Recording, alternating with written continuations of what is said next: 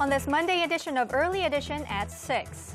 The two Koreas hold a second round of reunions for families separated by the Korean War at the North's Mount Kumgang resort. But there isn't much time left, as the families that were torn apart decades ago will be forced to go their separate ways again Tuesday morning. The Korean government lodges an official protest over Japan's renewed claims to Korea's Dokdo Island. This after Seoul released a video online over the weekend promoting Korea's sovereignty over the rocky islands.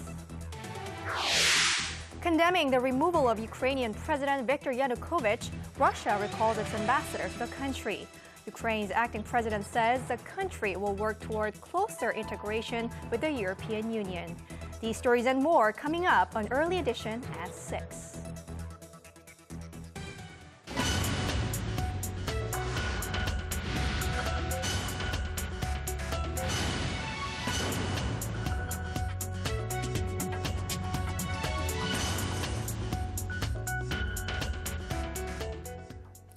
It is 4 a.m. in Washington, 1 p.m. in Sochi, and 6 on a Monday evening here in Seoul. Welcome to Early Edition at 6. I'm Kim Hyun-ji. And I'm Daniel Che. Thank you for joining us. A fresh round of reunions for war-separated families got underway at North Korea's Mount Kumgang on this Monday. For more, we are joined in the studio by our Hwang Sung-hee. Sung-hee returned Saturday from Mount Kumgang for the family reunions. Could you maybe give us an idea of what's going on in the second day of the reunions? Good evening, guys. On the second day of the reunions, the families have 3 chances to reunite. This includes the individual meetings in the morning, the group luncheon, and the group meeting in the afternoon. Now, the individual meetings are held behind closed doors with no government officials or no media. So this is when the families really have a chance to talk freely and catch up on their 6 decades of separation. I noticed that up until the individual meetings, the atmosphere was a bit subdued since the decades of separation do make the families feel a bit awkward around each other at first. But after the individual meetings, the mood picks up and the families get a bit chattier during the group luncheon. Things start to get emotional and teary during the final few minutes of the group meeting on the second day of the reunions. Now that's because this is when the families begin to worry about the next day, which is the last day of the event and the day that they have to say goodbye once again. Now, although the event runs for 3 days, that is, the families only have a total of 11 hours together, and on the last day they only meet for an hour in the morning before bidding farewell. Well, 11 hours doesn't seem enough, for these families separated for nearly 60 years. How is this new round of reunions different from the first round? Well, Yeonji, the new round, which began yesterday, is much bigger in scale compared to the first round, with around 500 family members from both sides of the border participating. And looking at the footage from Mount Kumgang, it seems the atmosphere itself is quite different as well. When I was in the north last week, North Korean family members refrained from openly expressing their emotions, with North Korean officials even warning those who got too much attention from the South Korean media. Now, this time around, they seem much more relaxed about showing their emotions. Now, I think this is probably because the new round was arranged by North Korea, with 88 North Korean divided family members who were handpicked by the party taking part. The first round, in contrast, was arranged by the South. Well, it's the first one in more than 3 years. Lots of postponements, cancellation, disappointments for the senior citizens who are not getting any younger. Looks like things are running smoothly, but can we actually take this as a sign that it could be showing maybe improving inter-Korean relations? Well, Daniel, from what I saw, the North Korean government was also very cooperative in conducting a successful reunion. For one, South Korea and the U.S. began their annual joint military drills today. And despite North Korea's continued calls for its cancellation, and it is very rare to see the family reunions, something that requires cooperation between the two Koreas and the joint drills to take place at the same time. And it is quite surprising that the North has so far criticized only Washington for the exercises.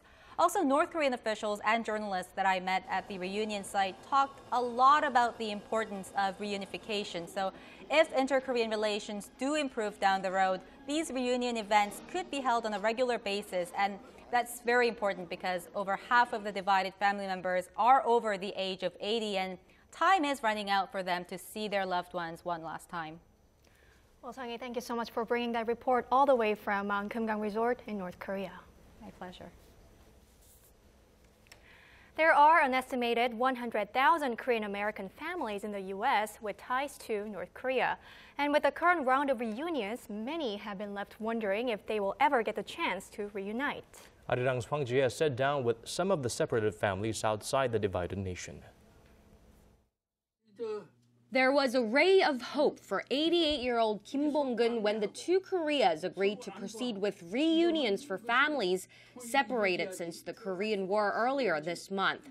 More than 60 years have passed since Kim last saw his sister, brother-in-law, and cousin, who was in kindergarten when he fled North Korea. I missed him so much. I can still clearly remember my cousin's face. She used to follow me and hold my hand when I walked her to kindergarten. His faint hope, however, quickly flickered out. Including Kim, an estimated 100,000 Korean American families have ties to North Korea, but this time only 170 families from the two Koreas were allowed to meet their long-lost relatives. Many of the separated Korean American families live in Southern California, which has the largest population of Koreans outside of the divided peninsula.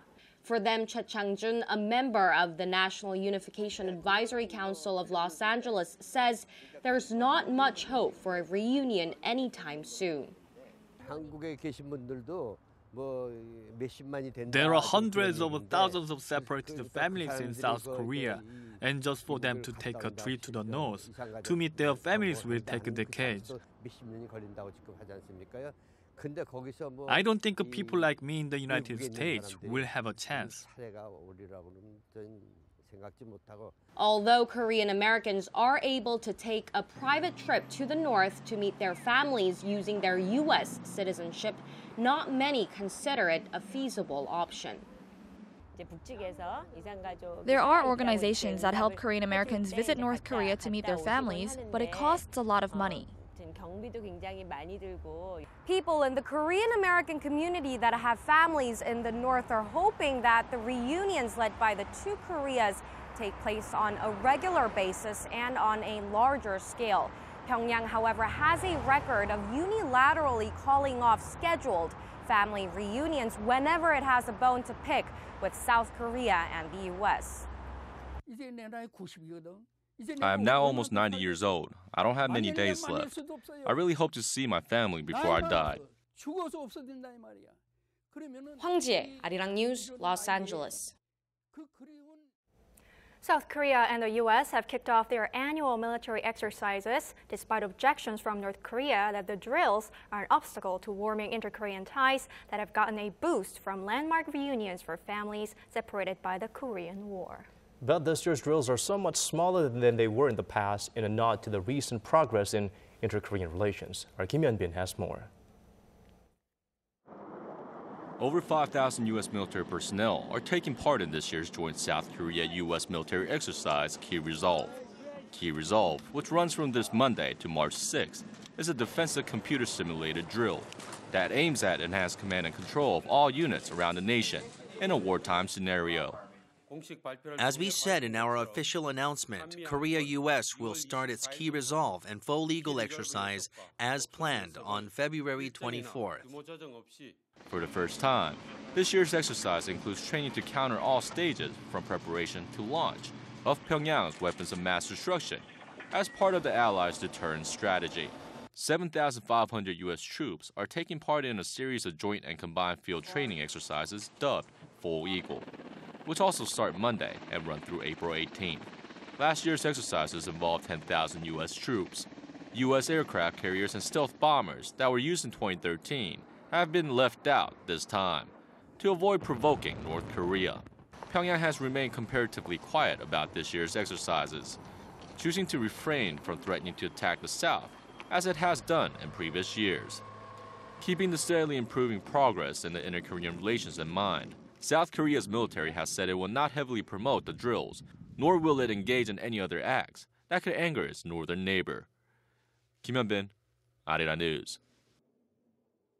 The South Korean government has proposed a round of working-level talks with North Korea on preventing and eradicating an outbreak of foot-and-mouth disease.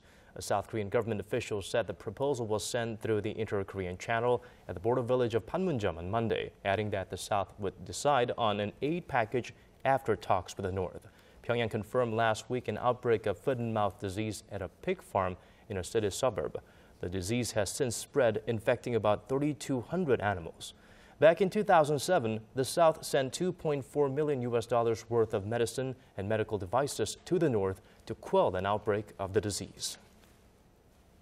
In another news, the Korean government launched a protest against Japan's renewed claims to Korea's Dokdo Island over the weekend. Seoul's foreign ministry is accusing Tokyo of rationalizing its imperialistic history. Our Kim Ji-yeon reports. Korea's foreign ministry summoned Hisashi Mishikami, a senior minister at Japan's embassy in Seoul on Sunday, to protest Tokyo's recent move to advance its territorial claims over Korea's Dokdo Island.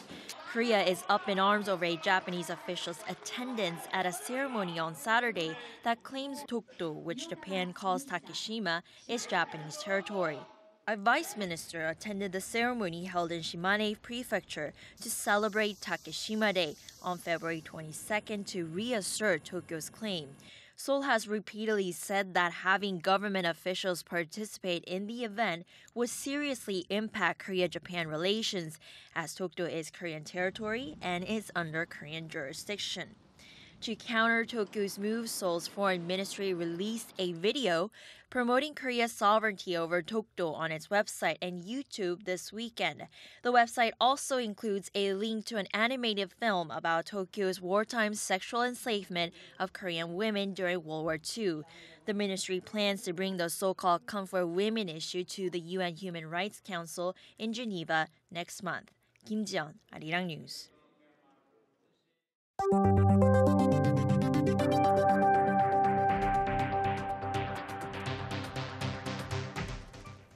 Tuesday marks the first anniversary since President Park Geunhyes took office, and recent polls show more than half of Koreans think she is doing a good job. In a survey conducted by research firm Gallup Korea last week, 55% of the respondents gave high marks for President Park's performance over the past 12 months, an approval rating higher than what she received right after her inauguration last February. She has the second highest approval rating among Korean presidents going into their second year in office, following late former President Kim Dae-jung. People gave high marks for her North Korea and security policies, but poor marks for her efforts towards fulfilling her campaign pledges. Achieving President Park Geunhyes' goals of creating more jobs and balancing the economy will require a more balanced economic structure. To that end, plans to nurture some 100,000 small and medium-sized export-driven businesses by 2017 were released on Monday. They came during status reports to President Park by the Trade Ministry, the Small and Medium Business Administration, and Agriculture Ministry. President Park stressed to them the importance of removing unnecessary regulations to boost the economy, saying that they hold back creative young people from opening up businesses. She also called for securing more funds to foster more SMEs. With Monday's briefing, the series of status report briefings by government ministries that began earlier this month have come to a close. Lawmakers heard about the steps the government is taking to prevent a repeat of last week's building collapse in Gyeongju at a hearing by the Parliamentary Land and Transport Committee on this Monday. They also had a chance to hear about the progress of a government relocation project that will see several ministries move to the central city of Sejong by the end of the year. Our Ji Myung-gil has more. The Minister of Land, Infrastructure and Transport said his organization is doing all it can to ensure that incidents such as last week's roof collapse in Gyeongju will never happen again. The ministry is doing all it can to prevent such accidents from happening again. We are reviewing building safety codes and are revising the construction regulations for buildings with lightweight steel frames.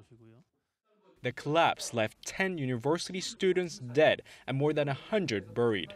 The government said it will inspect more than 40 public institutions in the eastern part of Gangwon-do province, which had been hit with heavy snow in the days leading up to the collapse.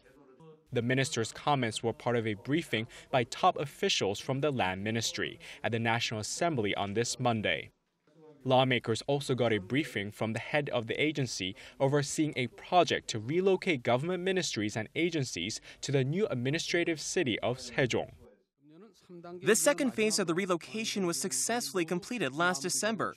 This year will be the third and final phase in which more state agencies will move to Sejong City. We will do our best to bring about a smooth transition. He said he expects the population to increase to 80,000 by the end of the year from the current 30,000.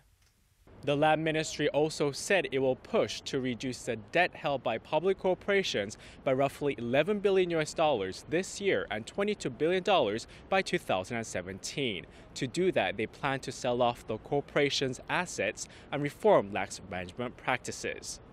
Kim Young-gil, Arirang News.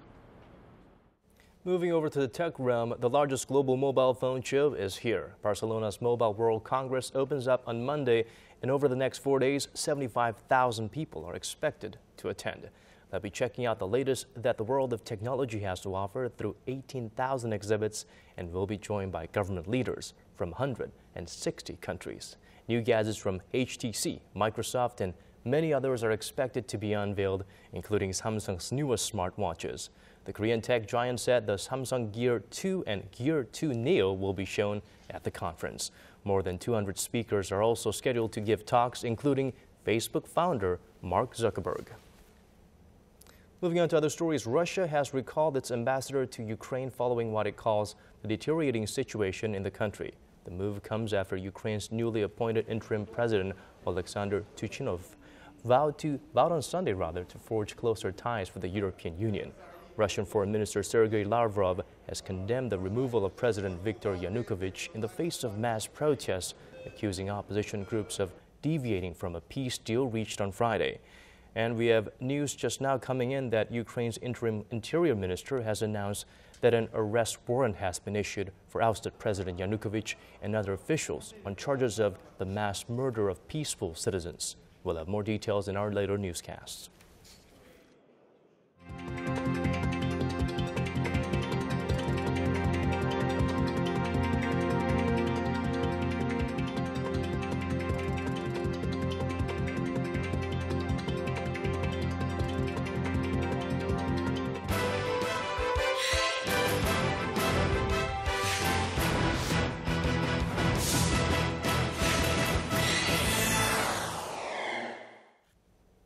The 22nd Winter Olympic Games, staged in the Russian resort city of Sochi, has come to a close. Our Olympics correspondent, who just returned from Sochi, joins us for a wrap-up of the 2014 Winter Games. Good to have you with us. Hello. It's good to be back home. You know, Sochi 2014, the most expensive Olympic Games in history, with the most medals up for grabs, ended in dramatic fashion. Kandinsky to the Bolshoi Ballet, the closing ceremony was a chance for Russia to show off its rich culture. Thanks in part to naturalized short track skater Victor An, or An Hyun-soo, who used to skate for Korea, and 3 gold medals and a bronze, Team Russia ended with the Winter Games on top with 13 gold medals and 33 overall. Team Korea, however, failed to reach its initial goal of finishing in the top 10 for the 3rd consecutive Winter Games with at least 4 gold medals. They fell short by 1 gold, which many believe should have been Kim Yeon-a's in figure skating latest single. With the exception of the silver medal that came from the men's team pursuit in speed skating on Saturday, all of Korea's medals came from the women, starting with Lee Sang-hwa's first gold in women's 500-meter speed skating. We also saw multiple medalists in short track speed skating for a total of 5 medals, including the 3,000-meter relay. Well, hosting the Olympics, it's a very, very hard job, and Russia did a fine job, we believe. But then Sochi 2014 was not completely free of controversy from the beginning till the very end. That's right. From an Olympic circle that fizzled out during the opening ceremony to some unfinished facilities, the Winter Games was filled with more than enough negative stories. But nothing tops what happened in the Winter Olympics' most watched and anticipated sport, the figure skating ladies singles. From the short program, Kim Yeon-a skated a flawless program and led the pack, but by a small margin. In the free skating, Kim's score on the clean performance was 5 points lower than Russian Adelia Sotnikova's, who stumbled on a jump but was cheered on by home fans filling the Iceberg Skating Palace. Over 1 million fans have signed a petition asking the gold to be returned to Kim, and foreign press and former Olympians have also expressed disbelief about the result.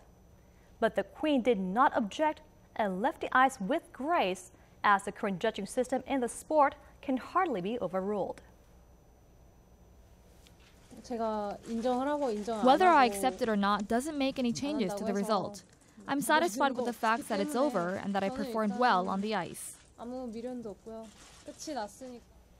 Well, we are hoping for a more fair and just Olympic Games this next time around. And, you know, Pyeongchang is the host of the next Olympic Games. Hopefully, Pyeongchang will do a better job with that. Right, and they showed a performance previewing the show and an 8-minute performance after this Olympic flag was handed over, with soprano Cho Soo-mi, jazz vocalist Na Yoon-sun, and singer Lee Seung-chul singing a medley of the traditional song Arirang. Pyeongchang laid out its vision, the new horizon heading toward 2018. Children who participated in Pyeongchang's Dream program, which helped them experience snow sports at Korea's Alpine City, also performed to theme A Journey Together.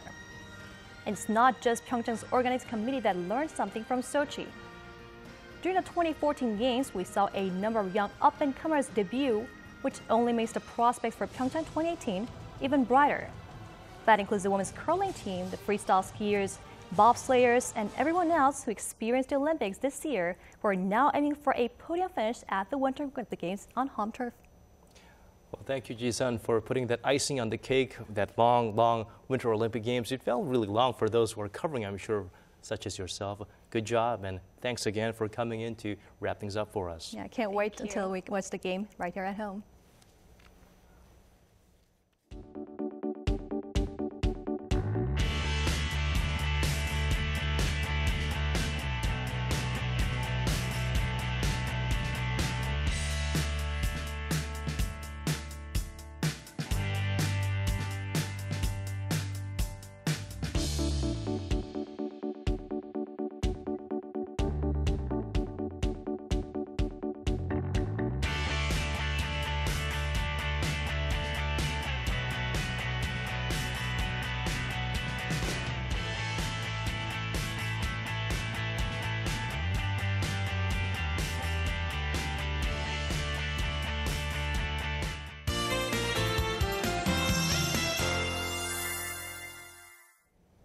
Let's get a check on the forecast with our Michelle Park at the Weather Center. Michelle, I hear that the fine dust from China is back again. That's right, and it's best that you stay indoors if you can, because the fine dust levels are pretty high at this hour. So when can we expect things to clear up, Michelle? Well, these conditions are forecast to continue through Wednesday until rain on Thursday cleared things up a bit. If it weren't for the fine dust, we'd have a pretty nice day outside. Now, Tuesday should be nice and warm all over the nation, with highs, some regions reaching up to 16 degrees. However, these are still huge gaps in mornings and evenings temperatures, so do keep that in mind. Now, going over to the readings, Seoul will be warm and sunny and start the morning off at 1 degree before getting up to 12 in the afternoon. Meanwhile, the southern cities such as Daegu and Busan will get up to 15 and 14 degrees respectively. Now down onto Jeju Island, it's going to be sunny all day with a few clouds in the afternoon, heating up to 9 degrees. Dokdo also makes it up to 9, and Mount Kumgang has risen above 0 finally with the high of 2.